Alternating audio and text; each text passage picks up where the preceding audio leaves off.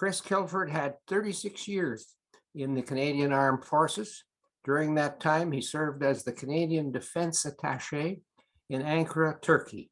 Since retiring from the military, Chris Kilford has remained interested in Turkish foreign policy and in Middle Eastern political issues. Turkey finds itself today on the front lines of many regional conflicts. Its president, Recep Erdogan, is often in the news. Let us listen now to Chris Kilford tell us about the present state of affairs in Turkey and its relationship in particular with the United States.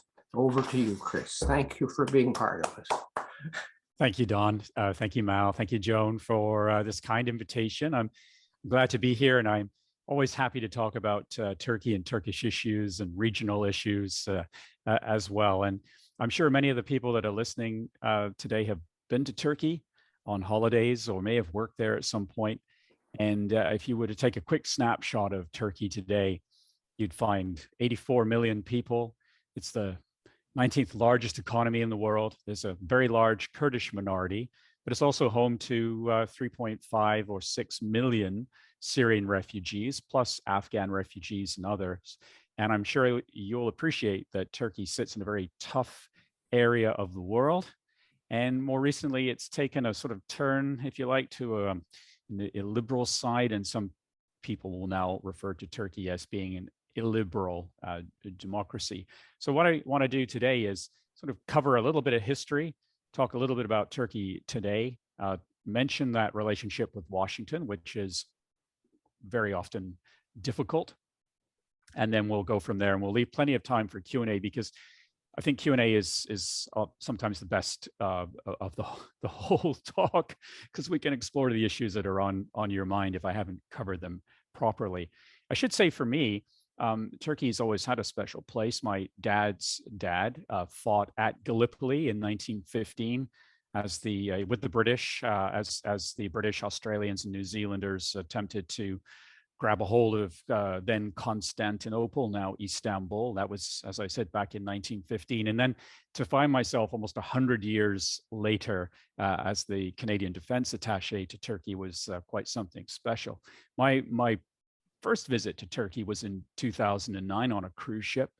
We popped in, my wife and I, to Istanbul and Kusadesi for a couple of days. And we said to ourselves, we should come back. We need to come back. But I couldn't at that particular point even think about it, because this cruise was in May of sort of 2009. And by June, I was at our embassy in Afghanistan. So I was in Kabul for 1 year, from 2009 to 2010. But I'd only been in Kabul for a few months when the phone rang, and it was our folks in Ottawa who said to me, you know, we've got another job for you when you come out of Kabul. And I said, well, what is that? And they said, well, we want to bring you home. We're going to send you on Turkish language training every day for 6 months. You're going to sit in a classroom with a teacher, just you and the teacher, for 6 to 7 hours a day, and you're going to learn to speak Turkish. And so I said, fine, okay, great. And then what? And then we're going to send you to Ankara for 3 years to be our defense attaché. So I was more than thrilled. And I was also thrilled because I'd actually also finished my PhD in 2009 in history. And I had been studying civil military relations in developing countries. And I'd focused a lot of my studies on the Ottoman Empire and also Turkey in the 1960s. And so then to find myself back in Turkey as the attaché was great, because I had all of this historical background. And what happened was I retired in 2014. I came home, but immediately I began writing articles, op-eds for Turkish newspapers, usually they're English partners, and also for different magazines and so forth. And I ended up giving a lot of commentary for television and so on, because no sooner than I had come home, you'll recall that the Islamic State began to show its face in Syria and Iraq, and it was causing all sorts of problems for Turkey as well. So let's just move on to some of the broader points I have, because, Turkey can be quite perplexing. It can drive its allies crazy. And in particular, I'm thinking of Washington and even Ottawa as well, and certainly Brussels when it comes to dealing with Turkey. Now, if we were in a room together, I always like to put up a map of the Ottoman Empire, because you can see at its height in sort of 1700 that the Ottoman Empire stretched all through North Africa along the Mediterranean coast. It included much of Europe up to Vienna, Crimea, down through the Middle East. I mean, it was quite the empire, but it was always very, very fragile. And the interesting thing about that map is, if you were to sort of if you add in the conflicts that we see around the region today, you realize that not a lot has changed, because we see fighting in Libya, and of course the Italians invaded Libya in 1911. We see, for example, Greece and the Mediterranean. We have a lot of conflict over oil and gas exploration. Cyprus is still divided, and then if you go into Syria, you see all sorts of problems there, and no doubt in Iraq as well, and Azerbaijan. So this map of the Ottoman Empire, if you brought back Mustafa Kemal Ataturk, who founded the Turkish Republic in 1923, if you brought him back and you showed him the map of the region today, he'd just shake his head in disbelief, and he would say, has nothing gotten any better? In fact, in some cases, it's worse. And that sort of describes the situation that we see in the Middle East today. Now, I mentioned Mustafa Kemal Ataturk because he's a pivotal figure in Turkey's history. He founded, as I said, the Turkish Republic in October of 1923. He was a famous wartime commander. You may recall the Allies had occupied Constantinople, and as far as they were concerned, they were going to divide up what was left of the Ottoman Empire, because the Ottoman Empire had joined Germany and Austria in the First World War on their side, with a view that they would win, and they would be able then to toss out the British from Cyprus, who had gone in there in the late 1800s, and also in Egypt, the Italians out of Libya, the French out of the region as well. I mean, in Istanbul, Constantinople, they thought that entering the First World War on the side of the Germans and the Austro-Hungarians was going to be allow them to get back the empire, which had started to crumble after the late 1700s. But of course, it didn't go according to plan, and the Allies occupied what was left of the empire, which was Turkey, and had big plans to divide it up amongst themselves. But it wasn't to be. The Mustafa Kemal Ataturk rallied the Turkish forces. There was a war of independence, and of course, the republic was formed in 1923. Now, one of the things about Mustafa Kemal Ataturk, he was a modernizer. So he quickly set to work. He wanted to change the way people dressed. He introduced a new alphabet that took out sort of the Arabic script for a Latin alphabet. He brought in the Swiss civil code in European laws. He was really set on modernizing the Ottoman Empire. It had some impact, certainly in the big cities, but not throughout the country. And he passed away in 1938 at the age of 57, and he handed over the reins of power to İsmet İnönü, who became the president. İsmet İnönü was his wartime colleague. And then it was up to İnönü to keep Turkey out of the Second World War, which he deftly did, balancing the Germans on one side, who were desperate to have Turkey enter the war on their side. That's shades of the First World War. And others like Churchill, who were pressuring Turkey to enter into the war on their side. And of course, there was Russia, the longtime nemesis of Turkey, sitting in the background. But İsmet İnönü had to walk a fine line, which he managed to do, only entering into the war at the very end on the side of the Allies. And then as the war drew to a close, we entered the Cold War period afterwards. And of course, Russia was quite busy. The Soviet Union was quite busy at this time. And they had their eyes on the Dardanelles, the Bosphorus, Turkey itself. And Turkey needed some help. And the United States came along with the Marshall Plan. both for Greece and Turkey. So by the late 1940s, early 1950s, you see American military assistance, all sorts of assistance, whether it's in the agricultural field or the infrastructure field, all sorts of American influence starting to take its effect inside the country. You see Turkey joining the Council of Europe in the late 1940s. They send soldiers to fight in Korea, and they join NATO in 1952. And it's all looking good. But the American support for Turkey comes at a price, if you like, because right up until 1950, Turkey is a one-party state.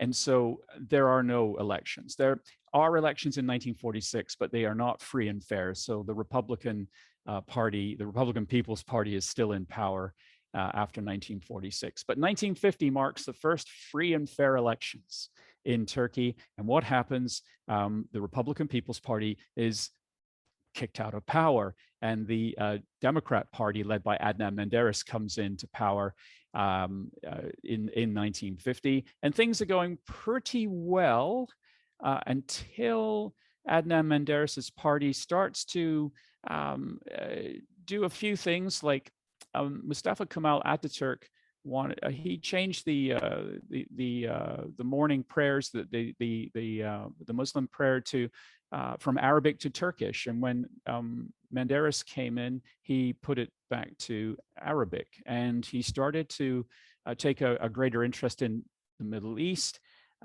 religion in general, and of course, this upset a certain group in Turkish society, which I'm sure many of you are very familiar with, and that is the armed forces, who saw themselves as the guardians of Mustafa Kemal Ataturk's republic, which was secular. Because if there's one thing Mustafa Kemal Ataturk had no time for, it was religion.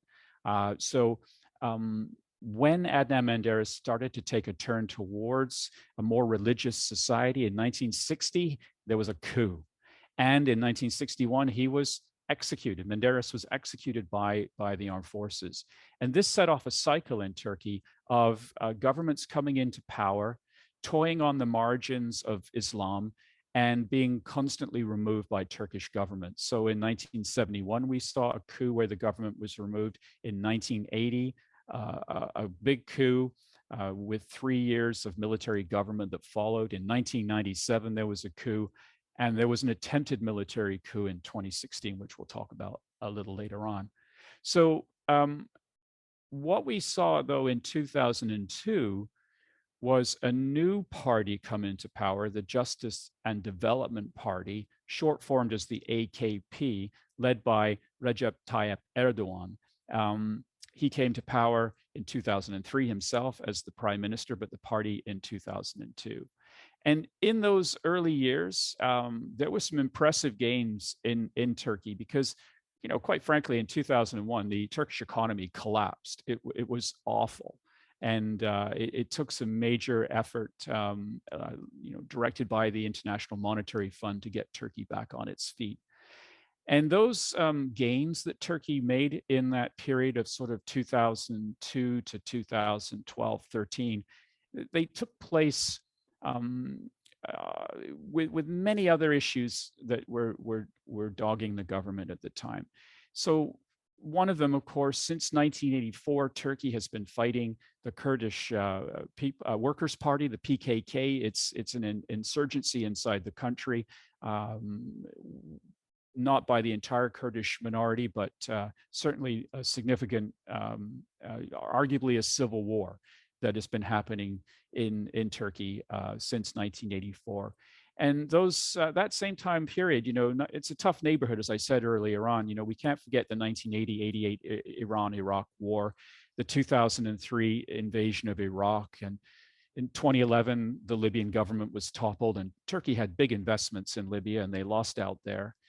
We had the drawdown in 2011 of US troops in Iraq, and that created space in Syria and Iraq for the rise of the Islamic State. So as Turkey was sort of getting on its feet after 2002, there were still all sorts of things surrounding it that were creating turmoil. refugees and so forth. So it's actually quite a remarkable story that, that a country in the situation that it was in 2001 was able to be, to be the 19th largest economy in the world today. Don Shields, could you put your Yes. could you mute, please? That would Yes. be great. Thank you. So what we see is then, of course, a coup in 2016, an attempted military coup to remove the government.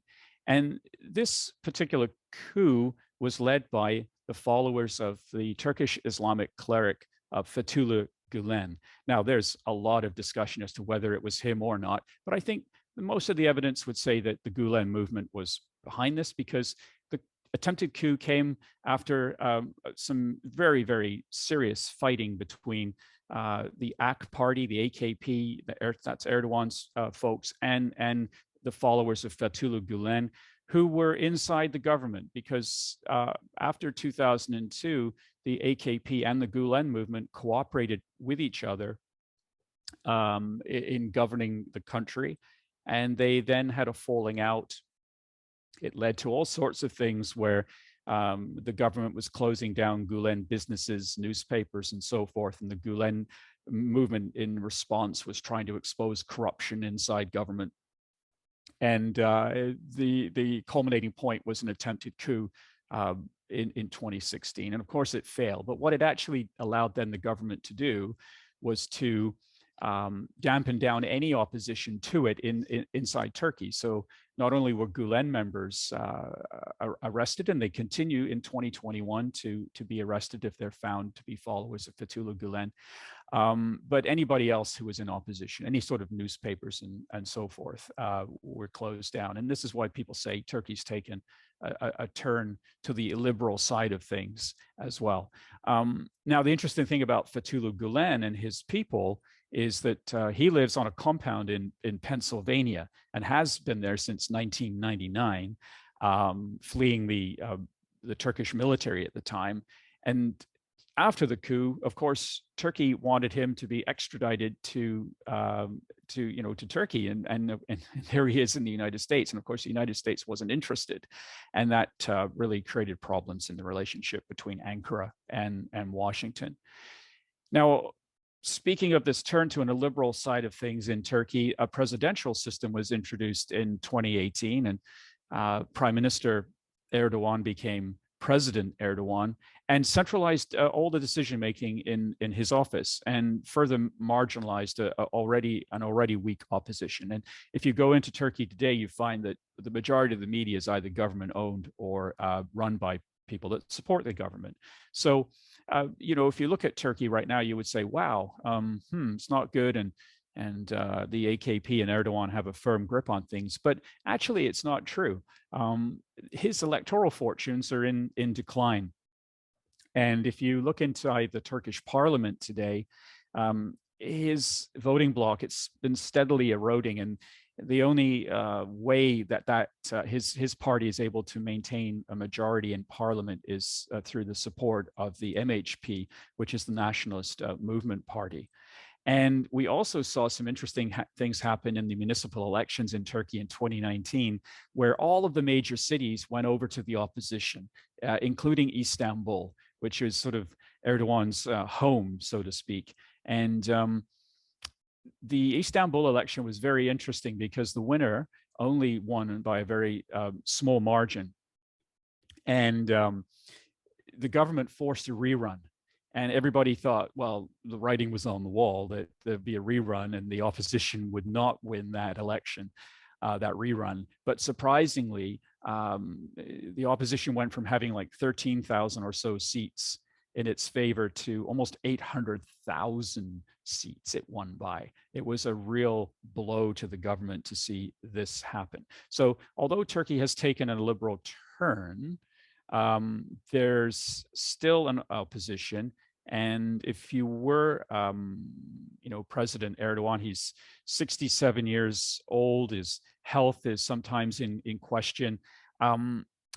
He would be desperate not to lose the 2023 national elections because it's the 100th anniversary of the Republic, and he often styles himself as a new version of Mustafa Kemal Ataturk, not the secular kind, but the modernizer, the leader, the man who's going to make a change in the country's fortunes. So it'll be interesting to watch as we get closer to 2023, how his electoral fortunes unfold.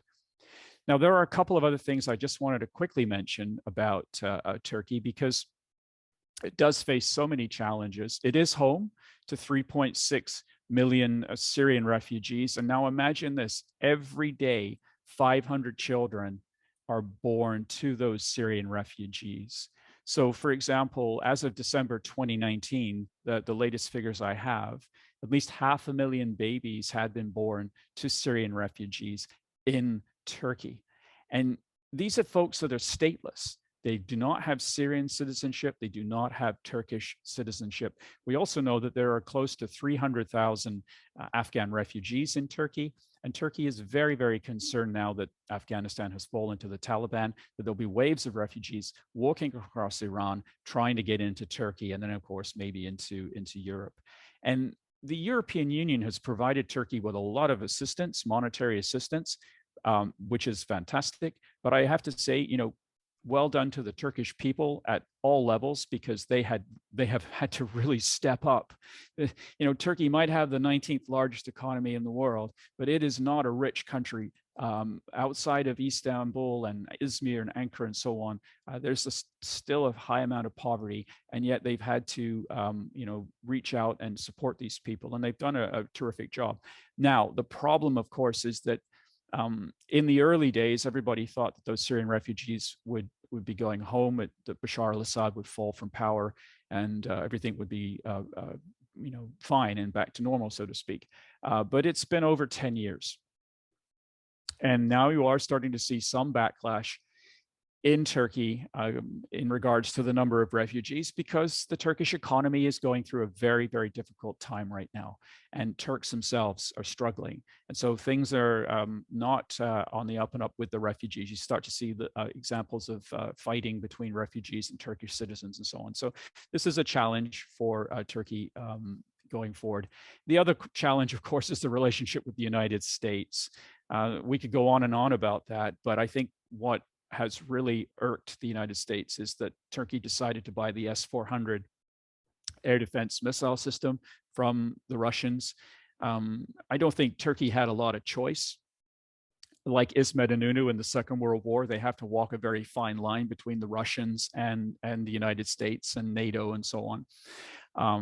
You may recall that in 2015 that Turkey accidentally, if you like, shot down a Russian fighter jet. The Russian ambassador to Turkey was assassinated on television in Ankara in that sort of 2015 timeframe, or 2016. But nevertheless, the Russian ambassador was assassinated in Turkey, and so relations have been tense, and of course they face off against one another in Syria.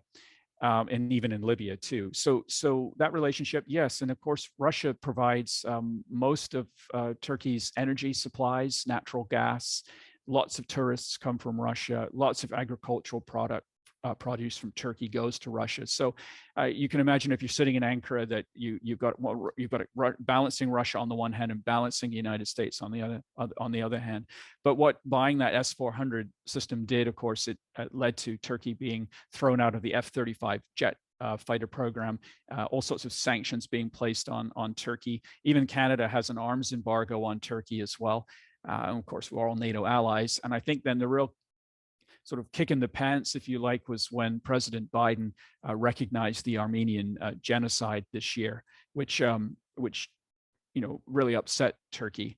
I have to say Canada recognized the Armenian genocide back in 2004, and certainly that didn't create a good feeling between Ottawa and Ankara. And certainly when Washington did, that made folks in Ankara very, very upset. So this is a relationship between Washington and Ankara that's tense. That's an understatement. And then, of course, there's the whole Russian card, and Turkey walks a fine line. And Turkey would like to join the European Union, but I don't see that happening. There are too many issues inside Turkey that do not make it an ideal candidate. Nevertheless, the ties to Europe are very strong, and roughly 60% of Turkish exports do go into Europe. So the trading relationship is very strong. And I'll just close on a couple of quick points. I would just say that Turkey is currently it's bogged down in the region, and a lot of people look at what it's doing in Libya, in Syria, in Iraq, and more recently in Azerbaijan, and the fighting over in Nagorno-Karabakh with Armenia. They look at Turkey and they say, this is some sort of grand neo-Ottomanistic plan for Turkey to reassert itself in the region. But I would say it's driven more so by events that are far beyond Ankara's control, and they've just been reactionary.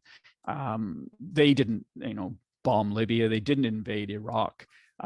They were involved in trying to get rid of Bashar al-Assad, that's for sure. So they can wear part of that. Yeah. But within the region itself,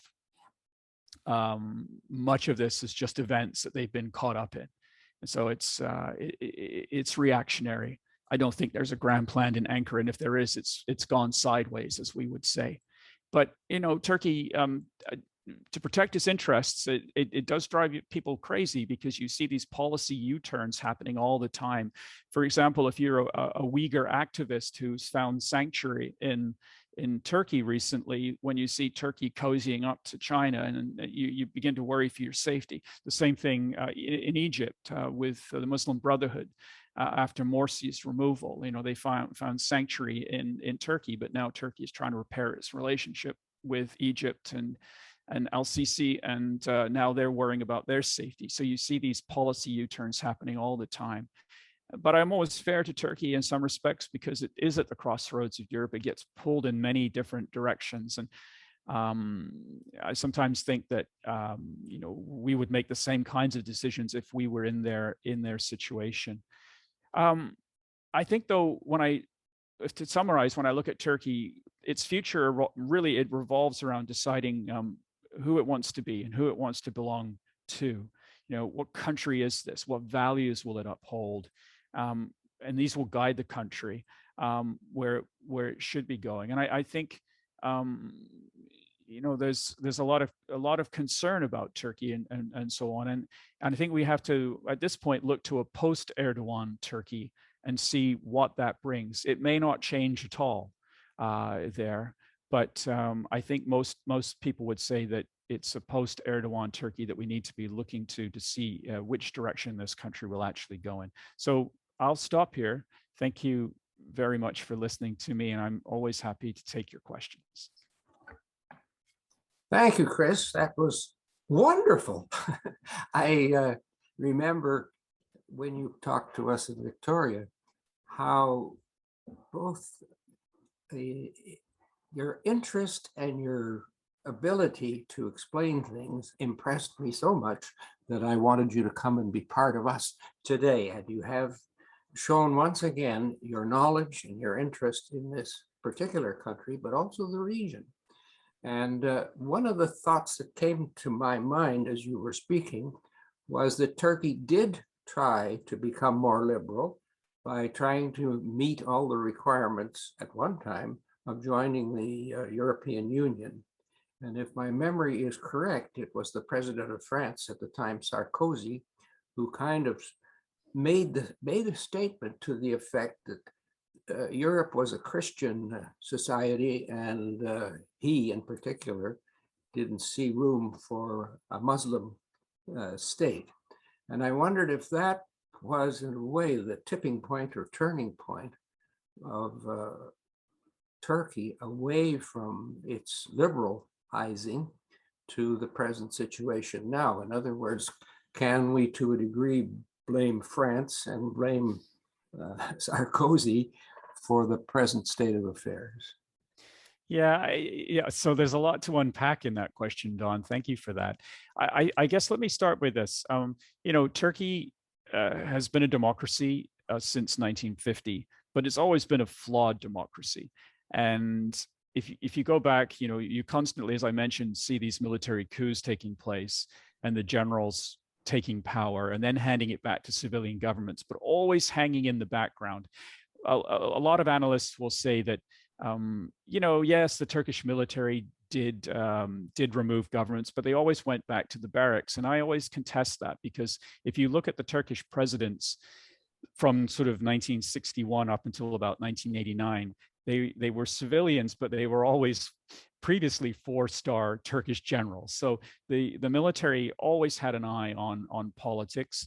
And NATO, the United States, and Canada, for example, we always wrestled with Turkey and its situation, because there it was, a member of NATO, a democratic alliance, but we had, for 1980 to 1983, a military dictatorship, and so, but we carried on, and we just didn't say that much, and then.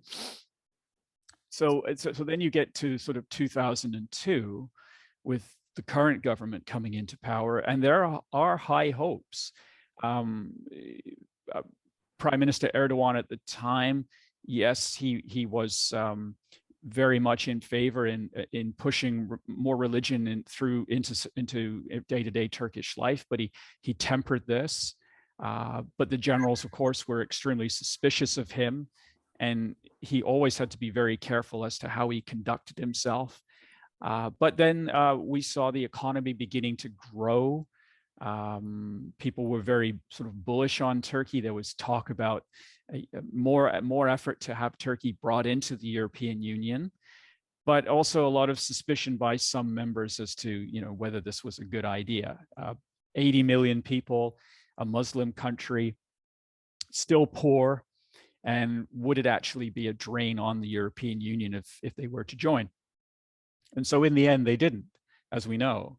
And I think if you're sitting in Ankara, you probably really don't want to join the European Union at this point, because you know that there's a lot of people in Europe that don't want you.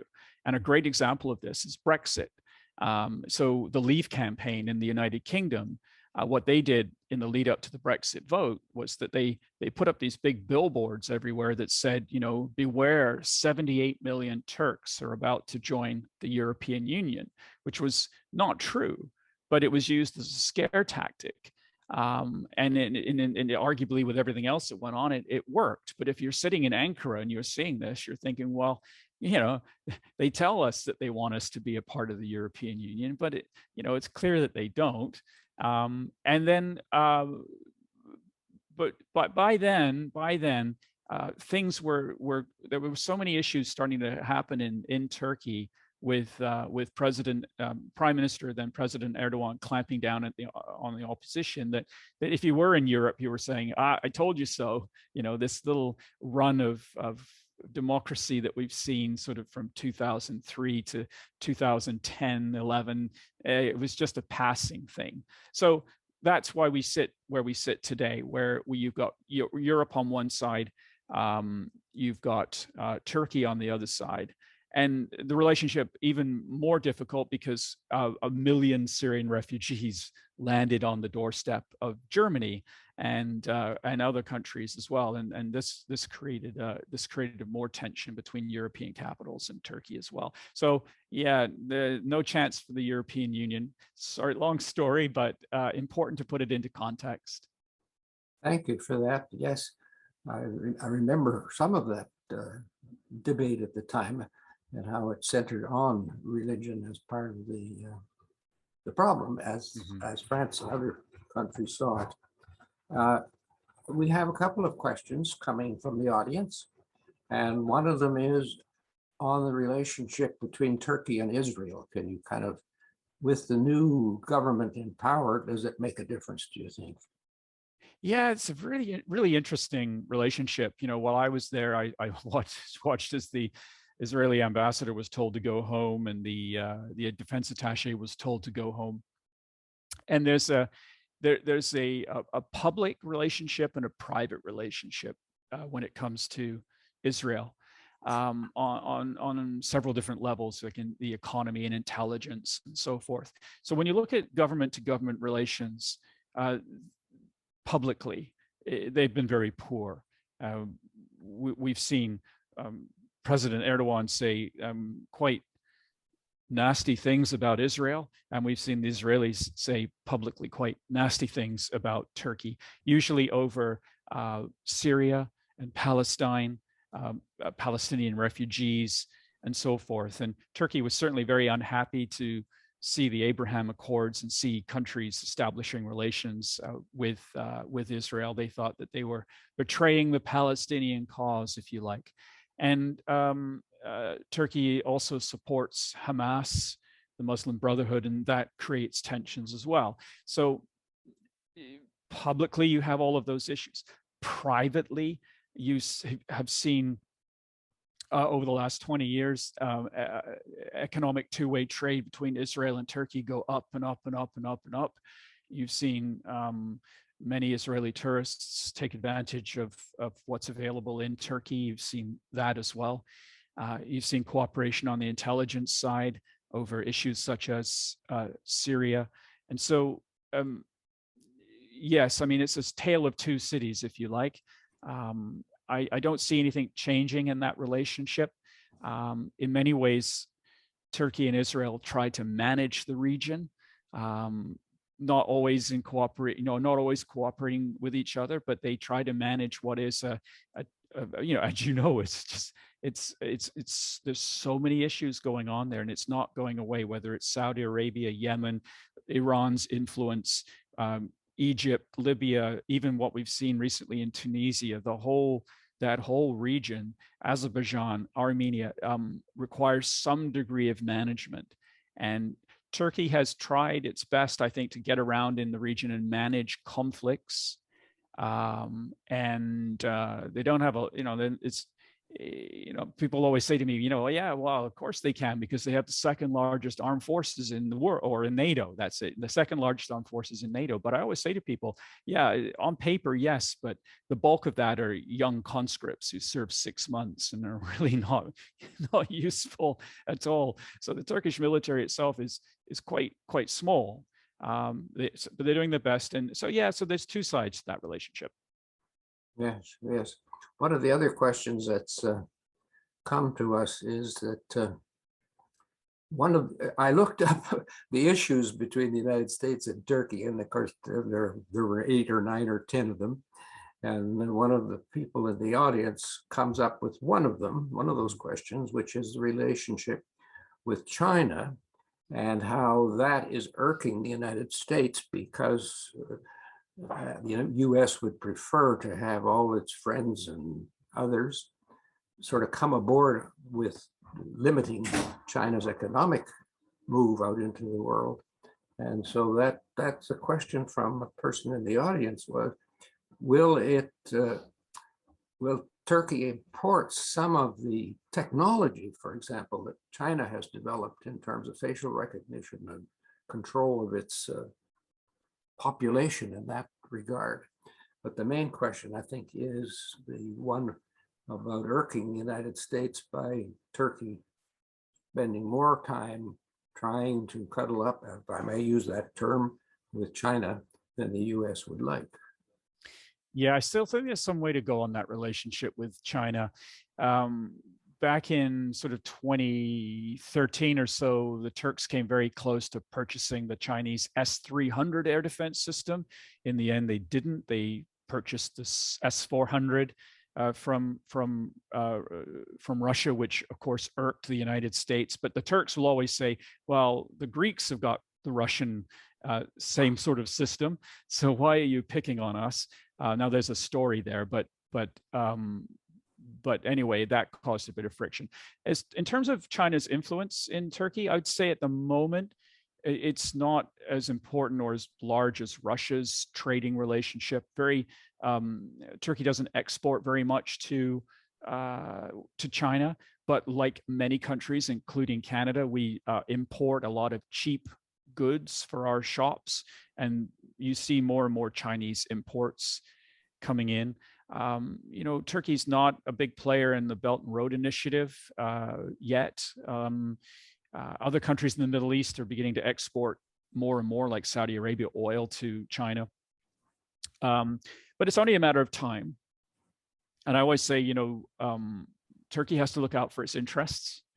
And if trade with China becomes more trade with China becomes part of that, then good, I give for them.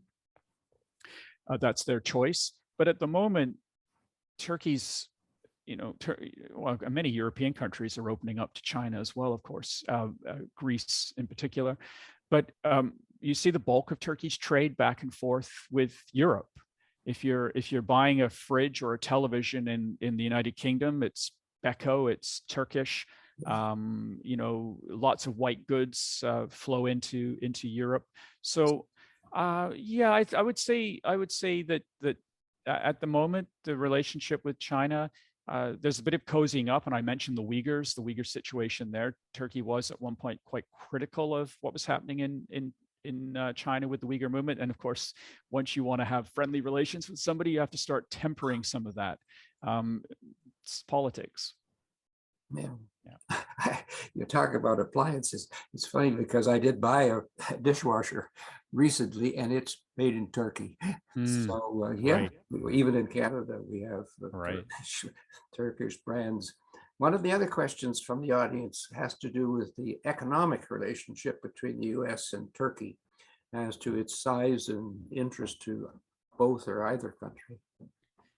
Yeah, I have a long list of facts and figures, but I didn't bring them with me today because I thought if I start spewing out figures, yes, everybody would leave the room. It's just in general, it's with some 60% of Turkish exports flowing into Europe itself, another 12 to 15% flowing into Russia, and then a larger amount or the rest flowing in and around the region. That trading relationship is not. It's not a big trading relationship. It's like the trading relationship with Canada. It's, ours is around 3 to 4 billion in two-way trade. It's quite small. So in terms of economic leverage that the United States would have over Turkey, it would be next to nil. I don't think it would create too many issues. But where the United States does have leverage over Turkey, of course, is NATO. It's tossing them out of the F-35 jet fighter program, which really hurt because Turkey was a major player in that program. I visited many of their arms industries, their factories where they were building parts of the F-35, and they were quite proud to be on the cutting edge of this technology. And then to be not part of the program, of course, it was a real blow. And there are other restrictions the United States have been put in place about, arms sales to Turkey and so forth, as we have, because of actions in Syria and human rights violations that we believe have taken place. So the United States does have leverage, and of course they have a lot of military people there. The United States military is still a significant player there. And I think for the Turkish military, they really want to guard that relationship with the United States. They identify with that military or the American military. So yeah, there's definitely a lot to lose from the Turkish perspective when that relationship fails. But at the same time, as I mentioned, they've got a dozen other relationships that they're balancing at the same time. In order just to get through every day in that country. You mentioned about the economic aid that the European Union is giving Turkey to bolster its ability to keep all of these refugees. And I think that Erdogan has used the threat of opening the doors to Europe a number of times to improve that economic aid, if I may say so, in quotations, because in some ways he has been able to use that threat to improve suddenly improve the economic aid. Yeah. Well, the assistance from Europe has been very important, but from time to time, the Turkish government has weaponized refugees, if you like, threatening that if he doesn't get more support, they'll open the gates. And in response, what you see throughout Europe, for example, is the building of walls. Everybody's building walls. Everybody wants a wall on the Mexican border. The Turks have built a long wall. I always say if you want a wall, if you want a wall along the Mexican border, you should ask the Turks to come and do it for you, because they built a 900-kilometer wall along their Turkish border. They're building another wall along the Iranian border Oh, because wow. they're worried about the influx of Afghan Yeah. refugees. And then you see the Greeks have built walls, and the Hungarians and others, the Bulgarians. Everybody's building walls These because are of physical walls they're building? yes, yes, Wow. yeah, lovely high, very high concrete walls along the border of Wow. Syria, because this is everything's getting out of hand. You're seeing more and more refugees fleeing conflicts coming up from Yemen and elsewhere in Syria and so forth, and these things are not going away. And one of the biggest fears in Turkey, of course, is one of the last pockets of opposition in Syria is in and around Idlib province. And if Idlib province was to fall, Turkey would potentially see 1 million or more additional refugees flowing into their country. I mean, this really strikes the fear into the government to have this for all sorts of reasons. One, you've got to look after 1 million more people, but domestically, you already know that the population is getting a little fed up with the number of refugees in Turkey, and then to have even more would then cause them to potentially, lose the 2023 elections for sure. So lots going on there. The European Union money is important, and it's. But while we're here, I got to tell you, I have no sympathy for the European Union and Europe and over this whole refugee issue, because arguably we didn't have to topple the Libyan government, and then when we did just walk away, we didn't have to tell the Syrian opposition go on, get rid of him, and then when it did go sideways, we were not there to help. We left Iraq. European countries were involved there as well. We allowed space for Russia to come into Syria. But all of these refugees flows have actually been caused very much by policies coming out of Brussels and Washington. And then, of course, when it all goes sideways and all those refugees flow in, we go, oh my God, look what's happening to us. Meanwhile, there's hundreds of thousands of dead Syrians and Iraqis and Libyans and so forth. So I don't have a lot of sympathy for the I see Europeans. where Mal is unmuted here. So Mal, normally you come in with a question or 6 of yours. Are you there? I'm right there. Thank you. Chris, you've spoken a lot about Turkey. Put your video on. You want the video too? Sure, we want to see you. Oh my goodness, I could do that, I think. If I can only get the mouse to point in the right direction. Ah, there it is. Where is he? There he is. Yes. You talked a lot about the relationships and the activities relative to looking west, whether it was the EU or NATO or whatever. And you did talk about China, but I was thinking looking east, not as far as China. There's been trillions of dollars spent in the last decade or so in that general region of the Middle East. There have been thousands of lives, maybe hundreds of thousands of lives, all kinds of stuff going on. What role do you think Turkey might play in the Middle East region, or a Middle East region compact, trying to solve the issues that the US, the Europeans really can't address, have spent a lot to do, but can't address in that area? Anything in your judgment about Turkey looking east in its general region? Well, if you go east, first of all, you come across Azerbaijan, and I was also the defense attaché accredited to Azerbaijan, so I used to go in there a fair bit. And there was that conflict with Armenia that had been going on since the collapse of the Soviet Union, all surrounding this little area in Azerbaijan called Nagorno-Karabakh that was Armenian. And Turkey just recently, there was an uptick in the fighting. Turkey was there to support the Azeris, and the Azeris essentially won and recaptured a lot of the territory that they'd lost previously. And perhaps that conflict, we called it a frozen conflict, which it really wasn't, but they probably have helped dampen down that situation to a degree, because the Armenians and the Azeris were fighting each other over the last 20 years. There were people always dying every day. So maybe things will quiet down there because of Turkey's intervention. Then we look at Afghanistan, for example. We had the evacuation of US, Canadian, Europeans, others out of there, Afghans and so forth. The airport then was shut down, but within a day or so, we saw a Qatari flight coming in with technicians and so forth to get that airport up and running. So they've already had domestic flights in Afghanistan. They've had some international flights. And Qatar provided, I always say Qatar provides the money and some expertise, and Turkey is providing the actual boots on the ground, because these two countries are working very closely together. When Saudi Arabia put a blockade on Qatar in 2017, and there were no food in the shops, it was Turkish airplanes flying into Qatar with food that kept them going, and with help from Iran, of course. So the relationship between Qatar and Turkey has grown very, very close. And now you see those two countries cooperating in Afghanistan. So it gives us some influence, perhaps, in what might happen in Afghanistan in the future because of Turkey's role there.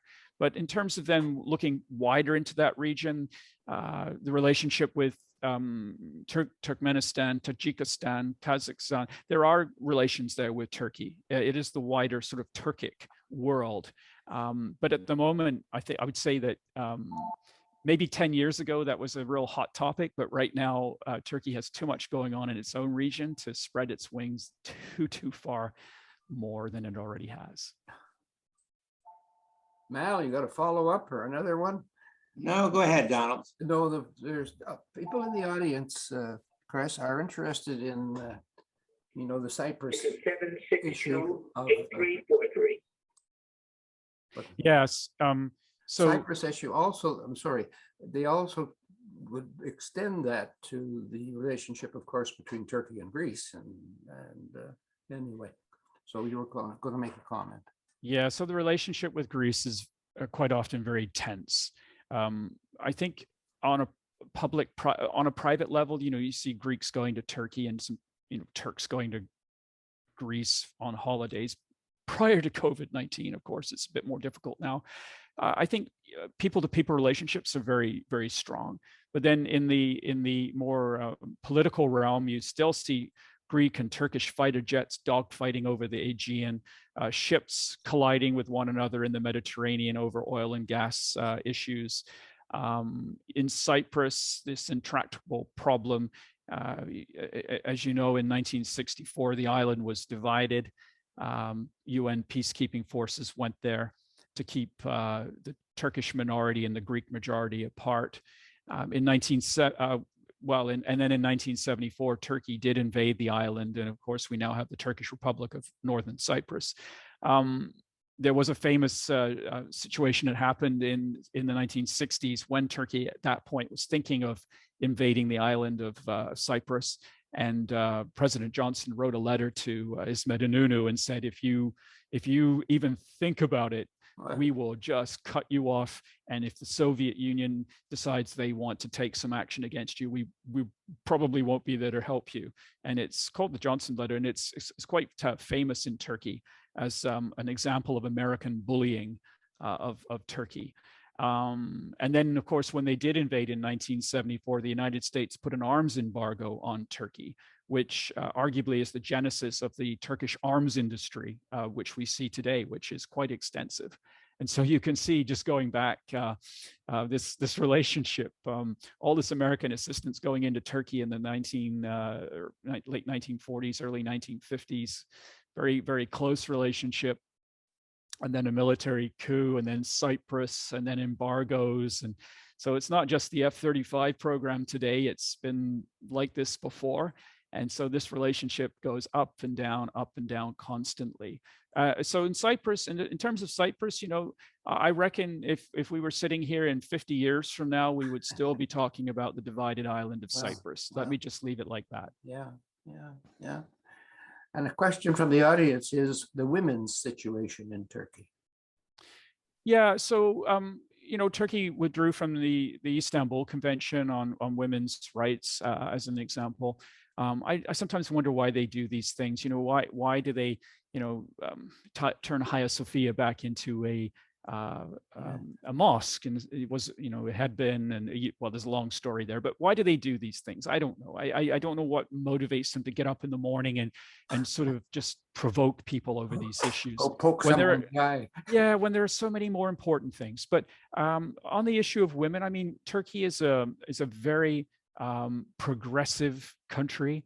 In the big cities, there are women in parliament, and there has been a female prime minister, and briefly, but nevertheless. And I would say that I would say that many Turkish women look aghast at what they see in around the region with the way women are treated. But certainly, if you leave the big cities, as soon as you leave the big cities, you'll see. It's a very conservative world there.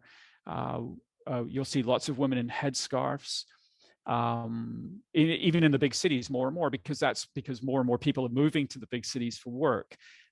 So there was a time when if you were a woman in Turkey and you wore a headscarf, that you couldn't have a government job or go to university with the headscarf on. I mean, that was the current government got rid of that law. Which we should champion. This is human rights, right? I would say though, a lot of Turkish women,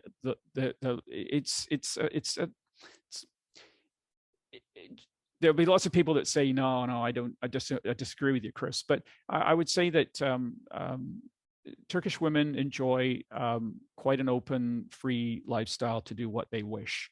Although one does worry that more restrictions on what you can and can't do, across Turkish life could come at some point.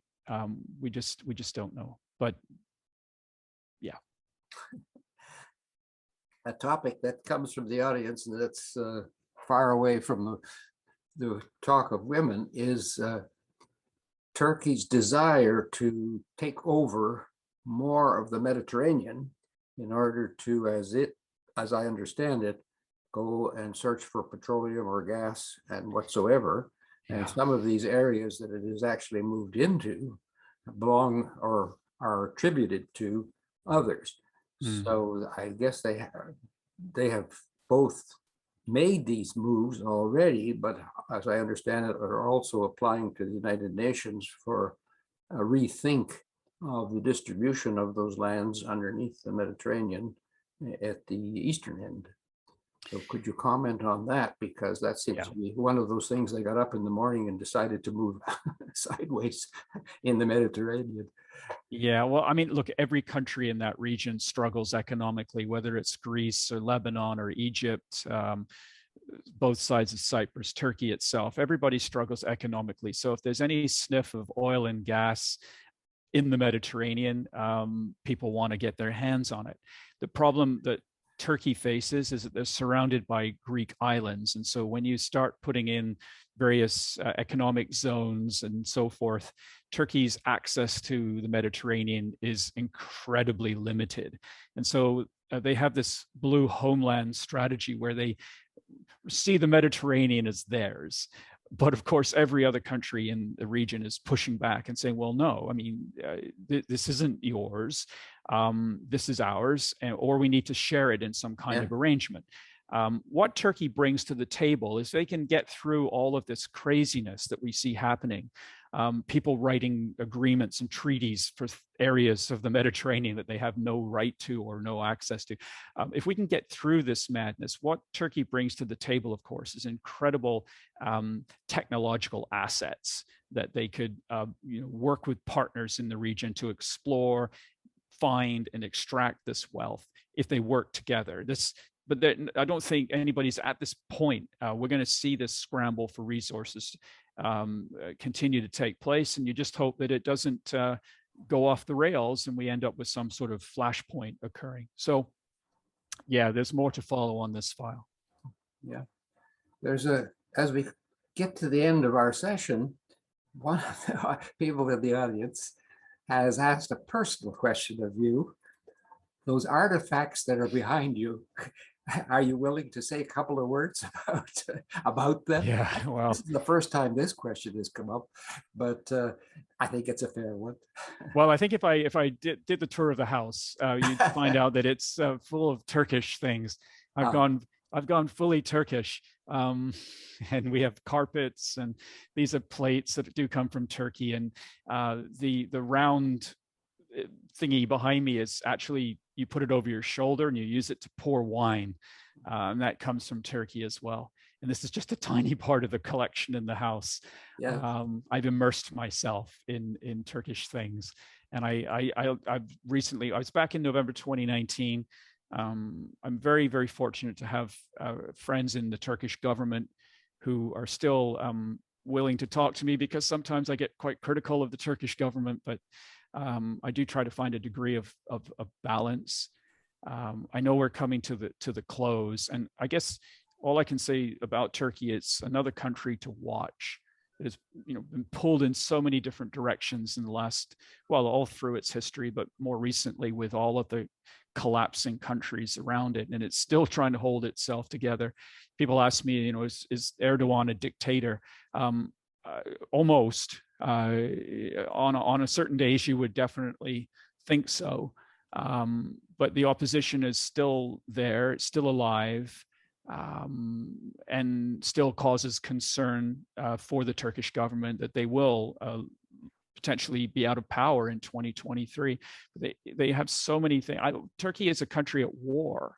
This is what we often don't realize as well. I mentioned the PKK, the Kurdish Workers' Party. It's quiet, relatively quiet right now, but in 2015 and 2016, we saw some horrendous fighting in the southeast of Turkey. So I say to people, Turkey is a country at war with itself, not just with the PKK, but also with the Gulen movement, its own people, the Fethullah Gulen movement, Turks, Turks against Turks in the rest of the country. It creates for a very unstable domestic situation. So, yeah, I could go on, but let's just say we'll be keeping our eye on this country for a long time to come.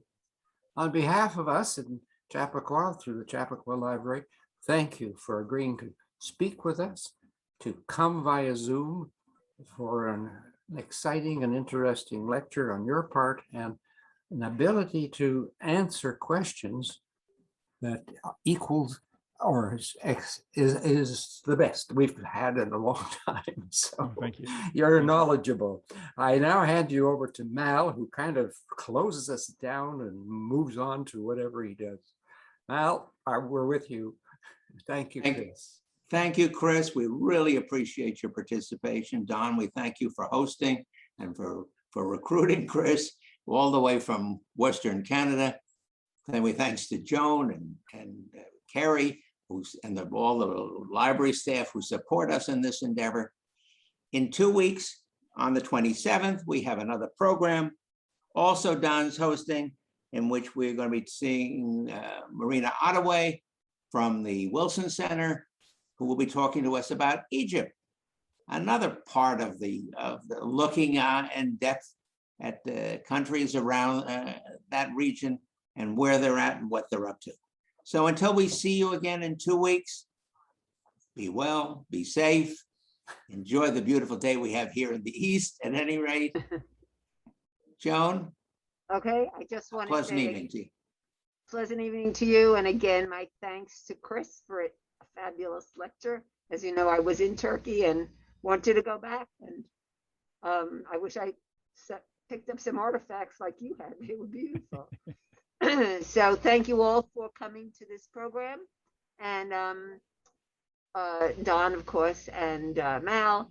And just want to remind everybody to please go on our website, chappaqua.library.org, to see all the programs that we sponsor. And again, have a lovely week.